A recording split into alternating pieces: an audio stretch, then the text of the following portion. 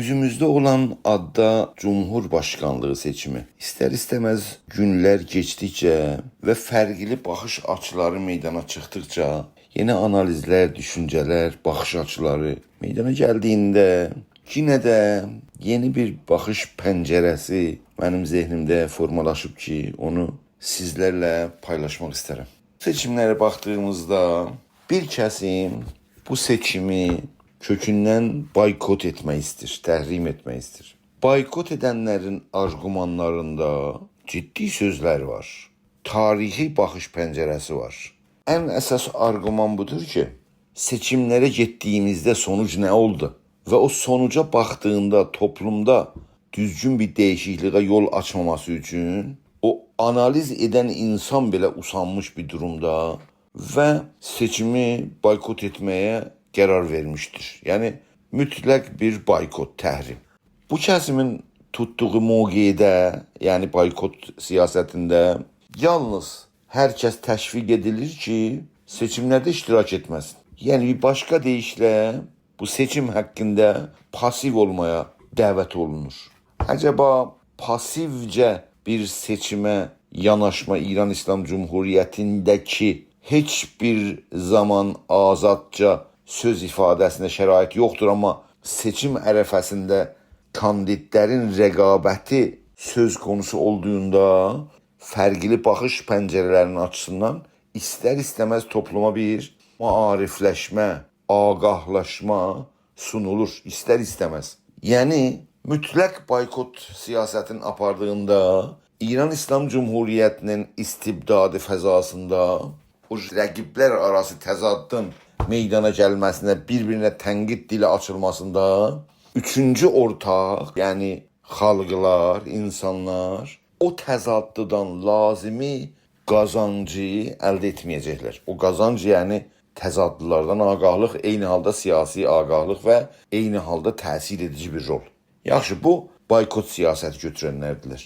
İkinci tərəfdə mütləq iştirak etməyə bir dəvət var.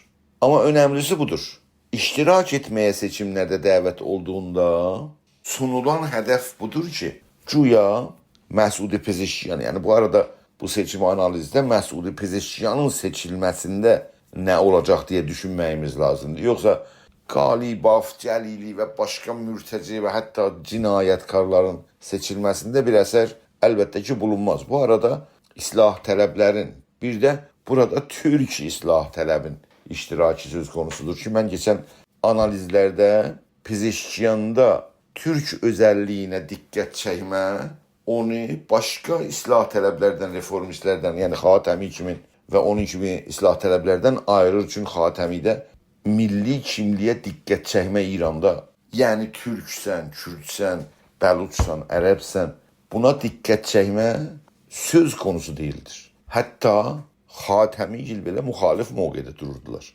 Ama Pezeşkiyan'da bu özellikle reformistləri artırmış bir durumdadır. Türkəm, Türklüyümə iftihar edirəm diye Pezeşkiyan'ın ağzından medyada yayılmaqdadır. Başka özellik Pezeşkiyan'da ayrı seçkiliyə məruz qalan qeyri-fars xalqların yaşadığı bölgelere dikkat çekmek de Pezeşkiyan'ı onu islah tələb sələflərindən ayırır ve ona bir özel status verir.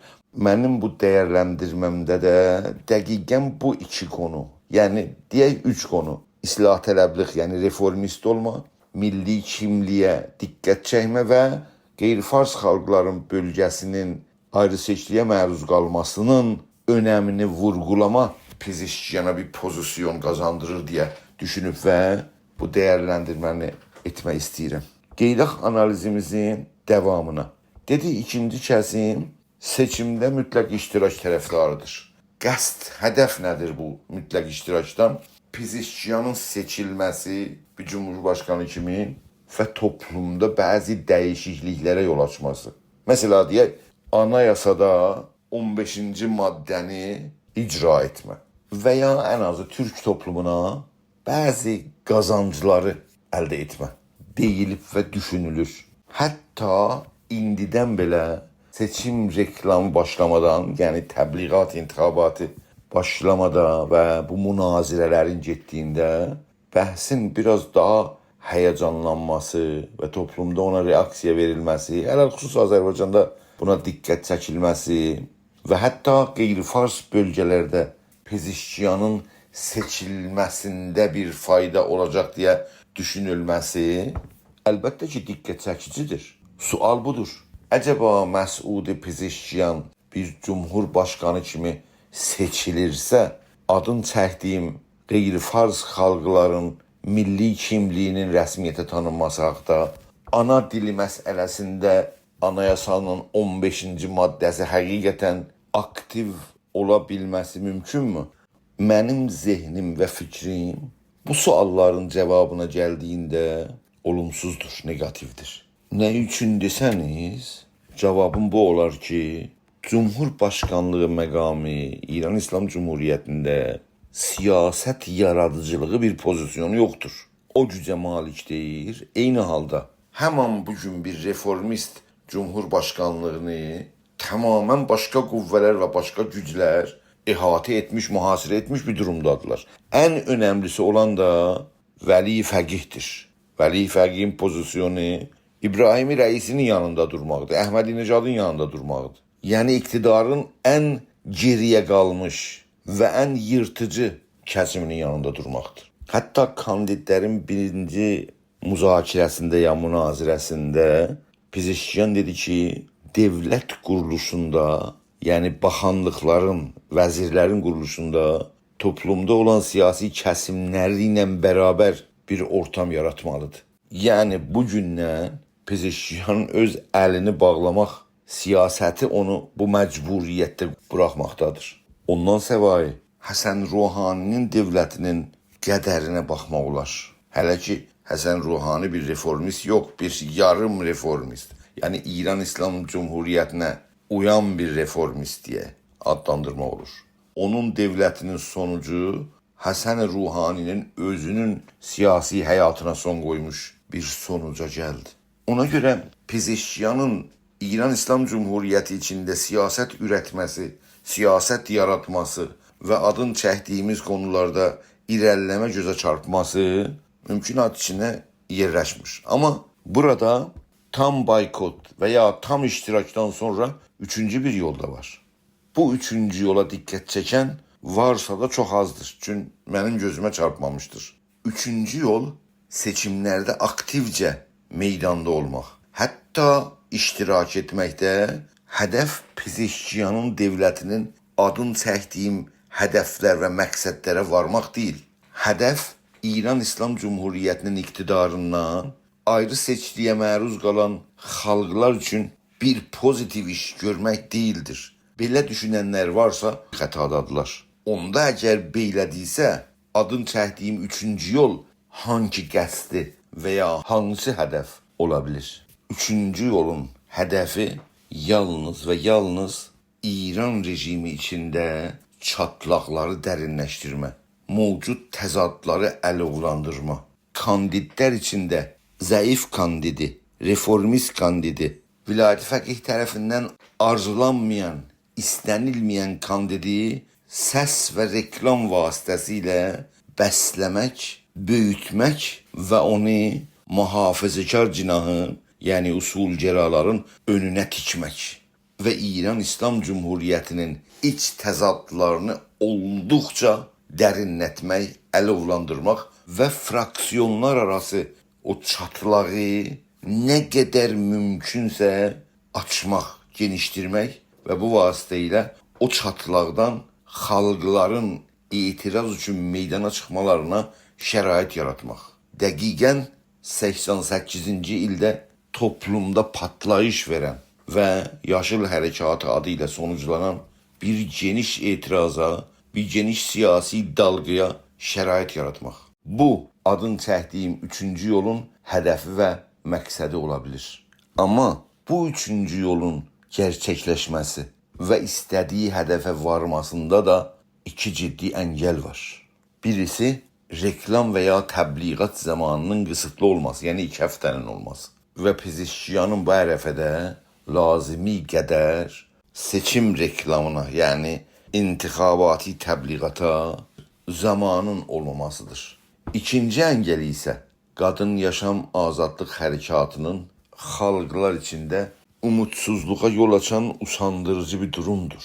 Yəni xalq içində seçimlərdə iştirak etməyə istək çox zəif bir halda olmasıdır. Ən son məclis seçimlərində Tehranda %7 seçimlərdə iştirak etdilər. İranın 10 ən böyük şəhərində orta seçimdə iştirak edənlər %14 oldular. Yəni çox zəif bir qatılım və çox az bir iştirak. Yəni adın çəkdiyi maneələr, yəni zamanın qısıtlılığı 2 həftə olması və qadın yaşam azadlıq hərəkatının yenilgiyə uğraması və xalqın seçimlərdə qatılımının ən zəif bir durumda olması üzümüzdə olan seçimdə Məsud Pezeşkiyanı yenilgiyə uğrada bilir. Amma bu seçimlərdə türklər üçün də bir özəllik var. Məsud Pezeşkiyanın mən türkəm və ona onur duyuram, iftixar edirəm deməsi İran içi mühafizəgar kəsimdə çox ciddi bir reaksiyaya səbəb olmuşdur. Və mühafizəgar güclərindən olan birisi Məsud Pezeşkiyanı divanə adlandırmışdır. Onun yanında İranın paniranist, yəni faşist partiyasının rəhbəri Hüccət Kəllaşi Məsud Pezeşkiyan Əbu Bəkrül Bəğdadidən, yəni Daişin rəhbərindən pisdir deyə danışmışdır. Bunlara baxdığımızda həqiqətən bir qarmaqarışıq şərait ilə qarşı-qarşıyayıq. Amma bir faktoru gözdən atmaq mümkün değildir. Pezeşkiyanın türklüyünə diqqət çəkməsi, yenilmiş, sarsılmış və ayrı seçkiliyə məruz qalan türklər həm Azərbaycanda, həm də Tehran, Kərəc və İranın tamam bölgələrdə yaşayan türkləri bir türlü coşquya gətirmişdir deyə kimi düşünmək olur.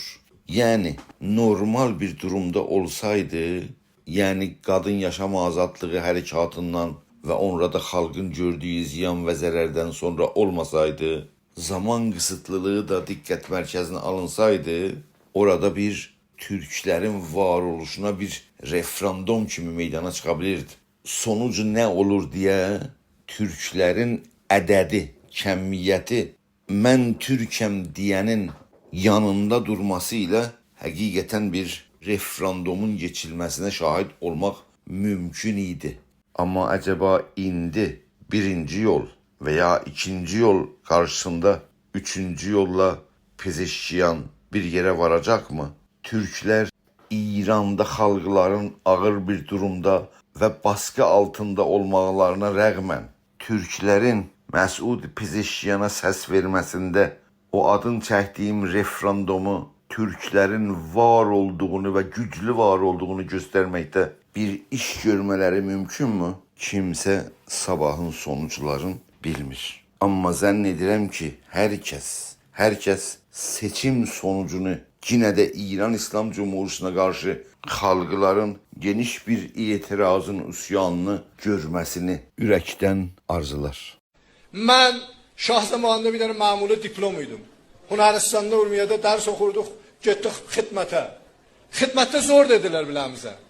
Elə Tehran'daydıq, bir dələ bu Fas-Kühbot davasıydı, orada da biz məmulən eşok başaymadıq, vəli vurdular biləmizi. O zərbə mənə bətər verirsə, yuxudan ayətdi biləmi. O vaxtdan bu yana mənim zindəqanlığım çöndü.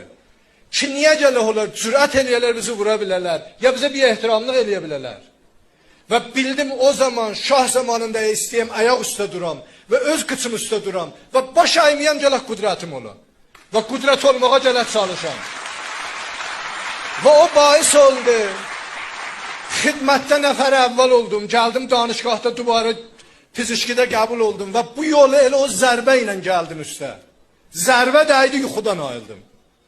Zərbə dəyildi, yuxudan ayıldım. Zərbə dəysə adam yuxudan ayılsa,